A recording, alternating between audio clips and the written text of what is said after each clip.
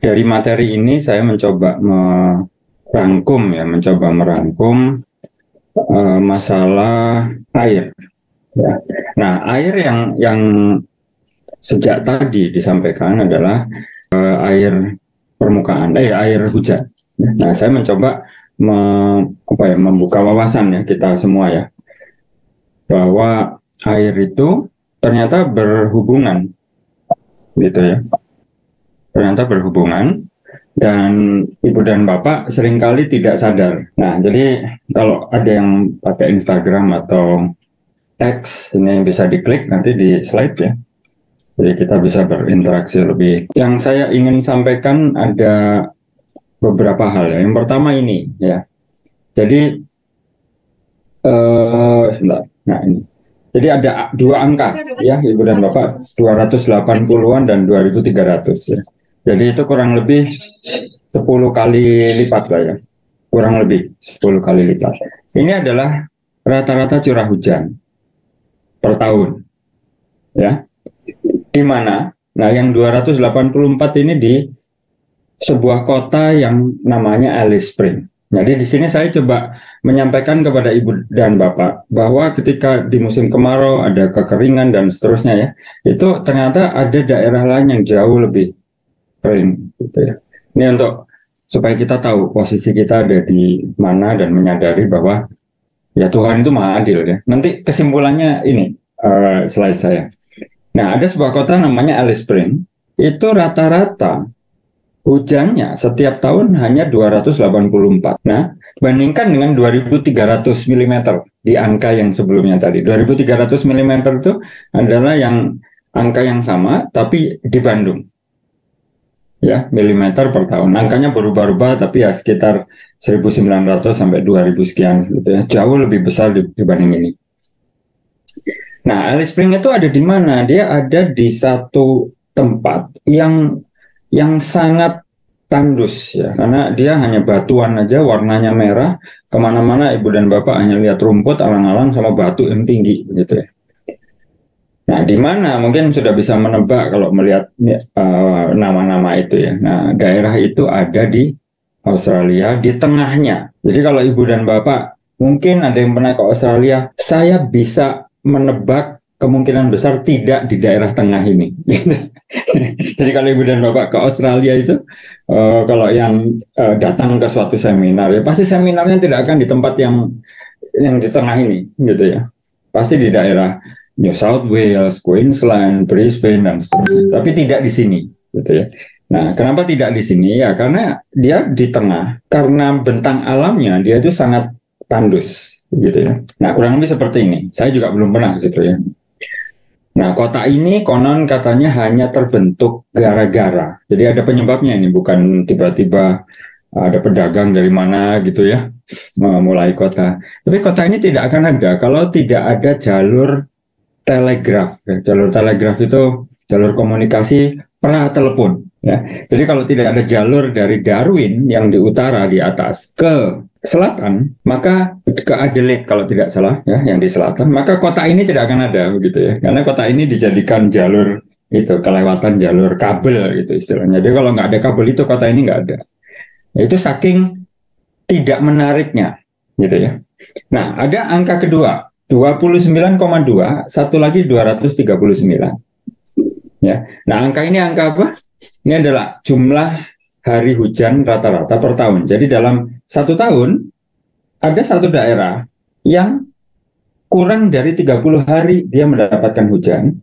Ada satu daerah lain yang lebih dari 200 hari dia mendapatkan hujan. Ya. Nah, daerah itu di mana? Kembali lagi, ini kebalik ini. Jadi yang kiri adalah Alice Spring, yang kanan adalah Kota Bandung. Ya, jadi ini kebalik ya. Jadi Alice Spring yang di kiri, Kota Bandung di sebelah kanan. Jadi ini juga sebuah perbandingan bahwa yang di Bandung ini juga mengalami kekeringan. Saya tahu sekali ada beberapa teman saya yang mengalami hal itu. Tapi ternyata ada daerah yang memang jauh lebih kering lagi. Gitu ya. Nah, angka yang ketiga. Ini adalah jumlah kejadian banjir bandang ya. Ya jelas hujannya sedikit ya. Banjir bandangnya kalau di Alice Spring ya pasti sedikit sejak 1983. gitu ya. Tapi anehnya sejak 1983 dia hanya tiga kali banjir bandang. Di Kota Bandung sejak 2012 ada 9 kali banjir bandang. Ya, nah terlepas dari apa namanya curah hujan yang memang rendah di Alice Spring dan tinggi di Kota Bandung, tapi mari kita lihat beberapa hal lain yang mungkin berkaitan, Ibu dan Bapak. Nah, jadi di Alice Spring sebelah kiri, walaupun curah hujannya itu hanya kurang dari 300 mm per tahun. Tapi kalau banjir, itu ya bisa seperti ini yang di kiri ini. Jadi tidak mengesankan dia curah hujannya hanya segitu. Ya bisa jadi dalam satu hari hujan itu memang deras sekali begitu ya. Itu kan bisa terjadi juga ya. Bahkan ini air itu keluar dari saluran pembuangan air ya, yang dari bawah itu saking tidak menampung lagi, dia muncrat ke atas. Nah, di sisi lain, di Kota Bandung, hal yang sama terlihat gitu ya. Hal yang sama terlihat. Terlepas dari masalah hujan yang jomplang gitu ya. Tapi mungkin ada komponen lain ini yang mungkin bisa mengurangi peluang terjadinya banjir di musim hujan. Nah, ini saya akan mencoba menghubungkan antara fenomena air habis, air kering ya di musim kemarau dengan kelebihan air di musim hujan. Beberapa mahasiswa saya itu sengaja keluar di musim hujan sejak tahun lalu, dan tahun ini sudah mulai lagi mereka keluar dengan sengaja pas musim hujan hanya untuk mengukur genangan itu terjadi setelah berapa menit sejak hujan mulai. Nah, jadi yang paling cepat adalah genangan itu bisa terbentuk hanya 5 menit, bahkan kurang dari 5 menit genangan itu terbentuk setelah hujannya jatuh ya. Jadi cepat sekali genangan itu terbentuk. Nah, selain hujannya memang besar bisa jadi ya, tapi mungkin ada faktor yang lain ya, apakah drainase, nanti kita lihat ya. Ini pasti tahu di foto ini, foto di Jalan Pasteur ya. Nah, kemudian kalau sampai di slide ini, saya coba mengkompilasi beberapa foto begitu ya, yang agak sulit kalau ditaruh di slide PowerPoint. Nah, ini adalah slide yang tadi, kalau diklik keluarnya ini. Nah, dari sisi geologi, karena saya orang geologi, ada perbedaan yang sangat kontras. Jadi kalau Alice Spring, yang bagian bawah ini, Ibu dan Bapak bisa lihat, ada tumpukan warna-warni yang hampir tegak berdiri ya, itu adalah batuan yang sudah terlipat. Nah, batuan yang sudah terlipat artinya apa? Dia sudah sangat tua. Ya, setua apa? Nah, umurnya itu kalau menurut peta geologi di Alice Spring, umurnya itu ditunjukkan di sebelah kanan, itu 300 juta tahun yang lalu. Nah, itu tuanya orang geologi. Apakah itu yang paling tua? Tidak. Karena ada yang umurnya lebih dari itu. Zaman dinosaurus saja kan sekitar 600-an juta tahun yang lalu. Nah, batuan yang terbentuk di Alice Spring yang ada di Australia itu 300 juta tahun yang lalu. Dampaknya itu apa gitu ya? Nah, dampaknya adalah ada tulisan di bagian bawah ini bahwa aquifer itu berumur tua. Jadi disebutkan bahwa Alice Spring itu tetap bisa jadi satu kota karena di bagian bawahnya itu ada lapisan pembawa air tanah yang produktif. Itu kenapa dia tetap bisa jadi kota walaupun hujannya sangat sedikit. Ya, nah jaraknya antara kota itu dengan sumber air itu mungkin sekitar 30 kilo gitu ya. Jadi kalau Ibu dan Bapak lihat di bagian kiri dari gambar ini ada production bores, itu sumur-sumur yang memang sengaja dibuat untuk memenuhi kebutuhan kota ya. Cukup kurang lebih jaraknya 30 kilo. Nah, diambil dari mana ya? Dari batuan yang umurnya tua ini. Ya, nah karena batuan itu berumur tua, maka sifatnya biasanya tertekan. Yang kalau di bahasa kita adalah air tanah yang artesis ya, yang nggak pakai pompa dia sudah bisa muncrat ke permukaan ya. Itu tertekan. Karakter yang ketiga adalah karena dia ada pada kedalaman mungkin lebih dari 150 meter dari permukaan, maka dia lebih tahan terhadap kontaminasi yang terjadi di permukaan. Jadi di atas itu ada apa saja yang ngotorin, ibaratnya begitu, maka peluang aquifer atau peluang air tanah yang ada di kedalaman seratusan meter itu untuk bercemar kecil. Sebaliknya di bagian atas, di kawasan Bandung dan sekitarnya, umurnya relatif muda. Batuannya itu kan kebanyakan batuan gunung api ya, jadi hasil dari letusan gunung api begitu, yang umurnya kurang lebih di ini belasan ribu, skalanya belasan ribu. Ingat yang tadi 300 juta tahun yang lalu, kalau yang di Bandung itu belasan ribu ya, tahun yang lalu. Nah, itu sangat mudah. Karena akifernya sangat mudah atau batuannya sangat mudah, maka air tanah itu tersimpan di lapisan-lapisan pembawa air atau aquifer yang tidak tertekan, unconfined. Nah, bedanya dengan yang confined, yang tertekan dengan yang di bawah tadi. Kalau unconfined itu di atas tidak ada sekat, langsung ketemu permukaan. Sementara kalau di aquifer yang confined, sekatnya itu ada di bawah dan ada di atas. Baru di sini ada permukaan tanah. Jadi kalau ada pengotor, dia masih ada penghalangnya.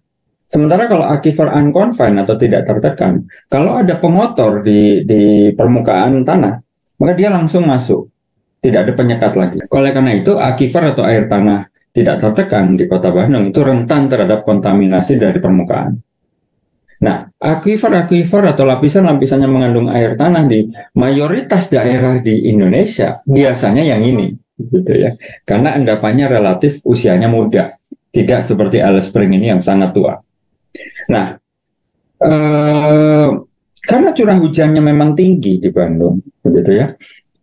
Kemudian banyak tempat yang tadinya air itu bisa meresap, walaupun kecil ya, infiltrasi air hujan ke bawah permukaan tanah itu ordernya sentimeter per menit. Ya, sentimeter per menit. Itu bisa kurang dari 0,01 cm per menit.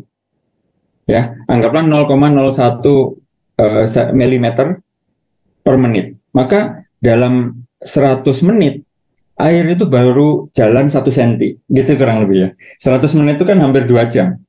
Air baru bergerak 1 cm. Ya, 1 cm itu kan sangat pendek ya jaraknya. Jadi infiltrasi pun itu sebenarnya tidak besar, kecil infiltrasi itu. Ya. Apalagi kalau permukaan tanah yang mestinya terbuka, kemudian karena sebab-sebab tertentu ya, berbagai konflik kepentingan itu kemudian ditutup oleh infrastruktur bikinan manusia, bisa jalan dan lain-lain. Nah, beda dengan yang Alice Spring ini. Yang Alice Spring ini sudah saya lakukan telaah ya, referensi literatur. Memang dia sangat ketat masalah perkembangan wilayah ini, gitu ya. Karena masyarakatnya juga tahu diri.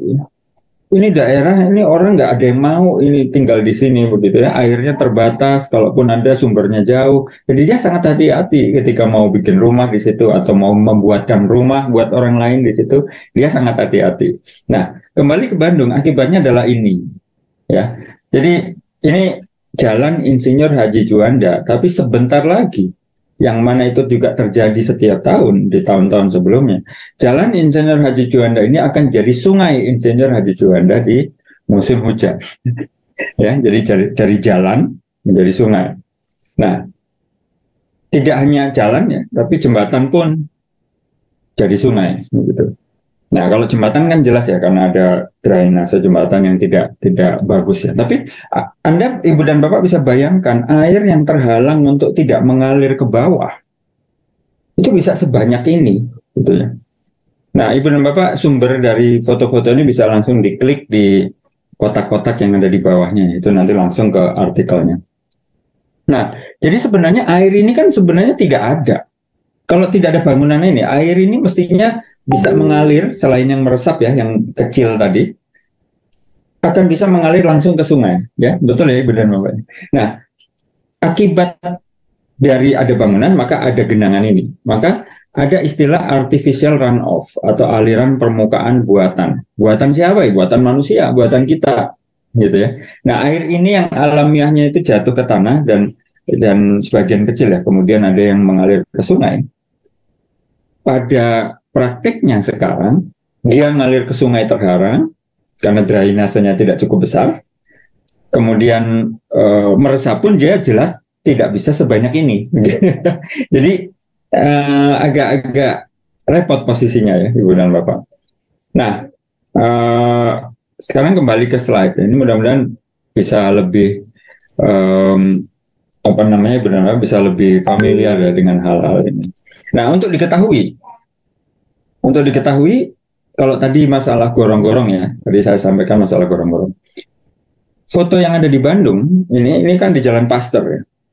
Nah, kalau Ibu dan Bapak ingat di Jalan Pasteur itu, kalau Ibu dan Bapak dari arah tol masuk ke Kota Bandung, maka di sebelah kanan, ruas jalan sebelah kanan itu ada Hotel Topaz. Betul ya? Nah, di depan Hotel Topaz itu sekian tahun yang lalu, mungkin 5 tahun yang lalu ya, atau 4 tahun yang lalu, itu ada proyek besar membuat jalan tol air ya, istilah cepatnya itu. Jadi dibikinkan gorong-gorong yang sangat besar, skala kita ya, skala Indonesia, gorong-gorong yang sangat besar. Besarnya itu kira-kira satu Avanza, dimasukkan ke situ bisa masuk. Jadi gorong-gorong itu sebesar itu, gitu ya ukurannya. Ya. Nah, dengan gorong-gorong yang sebesar itu pun ternyata ketika hujan jatuh, ya walaupun memang belum pernah terulang, mudah-mudahan tidak ya kejadian seperti ini, tapi tetap genangannya ada dan signifikan walaupun tidak sebesar ini sampai jalan harus ditutup. Ya. Nah, itu kan artinya artificial runoff itu sudah jauh lebih besar dibandingkan drainasenya gitu ya, di beberapa wilayah. Nah, ini juga terjadi di banyak wilayah di kota lainnya di Indonesia. Nah, sekarang masalah luas ya, 150 dan 170. Ini kan nggak terlalu beda jauh ya. Kalau kota Bandung itu sekitar 150 km persegi, Alice Springs sekitar 170 km persegi. Luasnya tidak jauh. Tapi penduduknya kota Bandung 2,5 juta. Sementara Alice Springs hanya 33.000. Ya, jadi jelas mengatur 33.000 orang lebih mudah relatif terhadap daerah yang harus mengatur 2,5 juta. Gitu ya. Nah, ini juga masalah berikutnya, ini kenapa masalah kekeringan dan masalah banjir ini menjadi masalah orang banyak gitu, walaupun dia tidak terdampak gitu ya. Nah, ini juga pelajaran buat saya sendiri ya, yang yang dampaknya masih minimum ya, alhamdulillah, tapi itu menjadi pelajaran buat saya juga. Nah, kemudian ya ini artinya memang Tuhan yang maha adil ya. Di daerah yang tadi Alice Springs itu kering, hujan kecil, tapi potensi air tanahnya besar. Di Bandung curah hujan besar, potensi air tanah juga besar, tapi kualitasnya naik turun, gitu ya, karena rentan kontaminasi. Akibatnya apa? Masuk akal kalau di daerah-daerah seperti di Bandung, upaya untuk mengelola air itu harus lebih banyak dibanding daerah-daerah yang minim air seperti tadi yang saya sampaikan. Nah, itu kan menjadi satu, harusnya jadi terus-terusan disampaikan ya sejak dini ya di lingkungan sekolah. Jadi apa yang kita bisa lakukan, jelas tidak bisa kita rubah cuaca gitu ya. Tapi sebenarnya kemarau ini mau panjang mau pendek, hujannya mau banyak mau sedikit, itu sebenarnya ada yang bisa kita lakukan dan tidak populer. Ya. Sekarang kalau saya tanya Mas Joko ini, sebagai moderator aja saya tanya, Mas Joko, kira-kira dari air ya, ada air hujan, air permukaan, dan air tanah. Air mana yang paling tidak diatur, Mas Joko? Air hujan. Air hujan, betul. Baik, langsung dialirkan saja, Pak. Betul, air hujannya tidak ada yang ngatur. Sementara kita, anehnya, berebut sesuatu yang diatur. Paham ya Ibu dan Bapak? Kita ada yang bahkan nyuri air, ngambil air tidak pakai izin, baik itu air sungai maupun air tanah. Padahal air hujan, di musim hujan, itu nggak ada yang ngatur. Ibu dan Bapak mau ngambil sebanyak mungkin air hujan itu untuk kepentingan Ibu dan Bapak. Nggak ada yang melarang. Ya, jadi sekali lagi, air hujan itu adalah satu-satunya air yang tidak diatur. Jadi sementara kita sibuk memperebutkan yang diatur justru kan gitu ya. Baik, nah ilustrasinya bagaimana? Ilustrasinya ini, jadi kalau ada keluarga beranggotakan 4 orang, kalau pakai standar PUPR, ya, yang kalau saya tidak keliru, standarnya itu adalah 9 meter persegi per orang. Jadi kalau anggota keluarga itu berempat, kurang lebih 54 meter persegi. Ya. Nah, artinya kalau tipe rumah ya ambillah tipe 60 gitu ya. Nah, bagi mungkin ada adik-adik di ruangan ini yang belum tahu, kalau ada rumah tipe 60 itu artinya apa? Ada tipe 70, 75, itu artinya luas bangunannya. Ya. Jadi kalau tipe 60 itu luas bangunannya 60 meter persegi. Nah, coba kita lihat 60 meter persegi itu, seandainya ada hujan 1 milimeter saja, yang diukur oleh Bu Dwi Korita di BMKG, jadi ada 1 milimeter hujan. Itu kalau atapnya seluas 60 meter persegi, itu ada 60 liter air ya yang bisa dikumpulkan. 60 liter. Ya. Nah, katakanlah hanya setengah aja yang bisa tertampung. Berarti ada 30 liter. Ya. Nah, 30 liter itu bisa saja itu kalau 1 mili. Sementara hujannya kan tidak 1 mili ketika musim hujan. Pasti besar sekali. Ya, untuk diketahui apa namanya? Kalau hujan itu dalam 1 hari itu bisa sampai 5 mili, 10 mili, bahkan 10 mili itu mungkin bisa mengisi satu tandon air yang standar ada di rumah-rumah. Mungkin yang 1 kubik ya, 1 kubik kan 1000 liter. Itu bisa terpenuhi. Walaupun tidak semua air hujan itu bisa dikumpulkan. Tapi itu kalau dikumpulkan bisa segitu banyaknya gitu. Nah, ini hanya untuk ini adalah untuk rumah yang luasnya 60 meter persegi ya. Ingat, 60 meter persegi. Bayangkan kalau ada bangunan yang seluas Trans Studio Mall. Ya kalau di Bandung ya. Ada Trans Studio Mall. Coba dihitung luas atapnya. Ada Mall Paris Van Java. Coba dihitung luasnya. Ya, kalau di Jakarta mungkin ada stadion dan apa namanya bangunan lain ya yang atapnya luas sekali.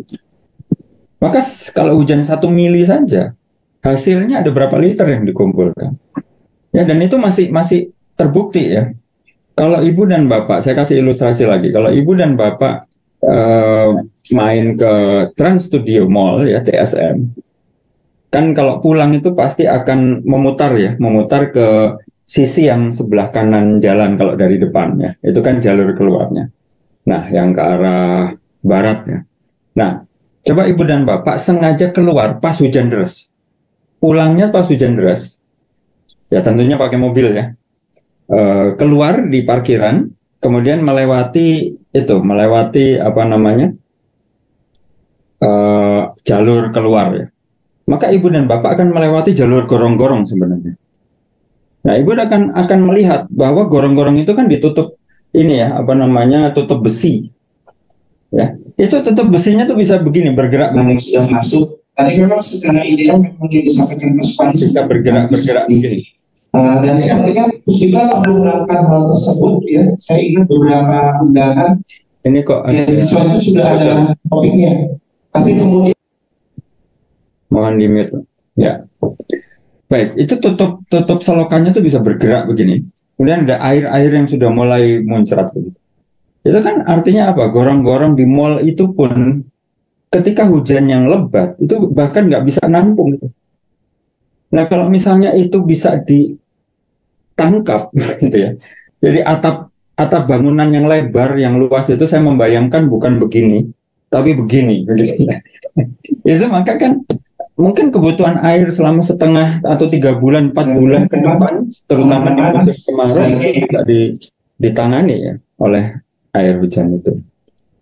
Itu ilustrasi saja Ibu dan Bapak ya. Nah, oleh karena itu sebagai penutup, di Jawa Barat sendiri setidaknya itu kami 3 minggu yang lalu saya berbicara ketemu dengan rekan-rekan yang di Dinas ESDM di Jawa Barat. Ada ribuan, 1450 ini ya yang ada di gambar ini, sumur imbuhan atau sumur resapan yang bukan sumur gravitasi ya Ibu dan Bapak, tapi sumur injeksi. Jadi air itu dengan aktif, air hujan itu disuntikkan ke bawah pakai pompa pendorong dengan tekanan ya, bukan sekedar hanya dialirkan, tapi dengan tekanan. Itu sudah ada 1450 se-Jawa Barat. Tapi efektivitasnya memang belum sempat dipantau karena setiap bulan mereka mengumpulkan ini ya bagi para pemilik izin sumur bor. Itu setiap bulan infonya mereka harus melaporkan muka air tanah dan jumlah air yang diinjeksi, khususnya pas musim hujan. Nah, tapi efektivitas dari injeksi itu pengaruhnya kepada air tanah yang ada di sekitarnya memang belum pernah ditelaah dengan rinci. Ya, itu juga salah satunya salah kami para peneliti dan dosen ini, waktunya kurang untuk ke arah sana. Tapi mudah-mudahan di masa depan ini ada banyak peneliti di bidang hidrogeologi yang meneliti hal-hal yang begini ini, yang sangat dekat dengan kita, ya, dengan masyarakat. Jadi ada hampir 1.500. Jadi urusan ini sebagai penutup ini, urusan banjir dan kekeringan ini belum akan selesai hanya dengan salin dia ini. Bagi yang tidak tahu, salin dia itu slide dalam KBBI, itu istilahnya salin dia. Jadi bukan hanya dengan salin dia dan diskusi saja, tapi memang perlu ada tindakan. Jadi mudah-mudahan Ibu dan Bapak yang hadir di sini, baik yang sudah dalam posisi bisa mengambil kebijakan maupun yang masih belajar, ya itu suatu saat bisa membuat inovasi dari sisi terutama kebijakannya, karena seringkali teknologi itu ada tapi kebijakan tidak mendukung. Kalau kebijakan tidak mendukung, pendanaan jadi tidak ada, kan begitu, kan jadi salah kalau belum ada kebijakan uangnya dikeluarkan, ya itu nanti bisa masuk ini apa namanya klausul penyalahgunaan uang, kan. Jadi kebijakannya harus ada, dananya mengalir, teknologi yang sudah ada ini bisa kepakai, gitu. Ilmu yang ada sudah akan bisa dipakai. Demikian Ibu dan Bapak, mudah-mudahan bisa memberi sedikit wawasan, ya. Terima kasih atas perhatiannya.